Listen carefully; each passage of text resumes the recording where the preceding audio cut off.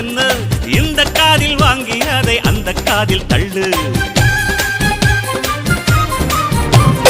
மேகம் மீதந்தாலும் காகம் பறந்தாலும் ஆகாயம்தான் அழுக்காக ஆகாதுன்னு சொல்லு. பூ பந்தை யாரும் நீரில் பத்தித்தான் வச்சாலும் வந்து வரும் தண்ணி மேலதான். ஆட உன்னை யாரும் ஓரம் கட்டித்தான் வச்சாலும் தம்பி வாடா வந்து போடத்தான். மூணாம் பீரை மெல்ல மெல்ல வெண்ணிலவாய் மின்னுவதை மின்மினிகள் தடுத்திடுமா? சக்தி எல்லாம் ஒன்று சேர்ந்தா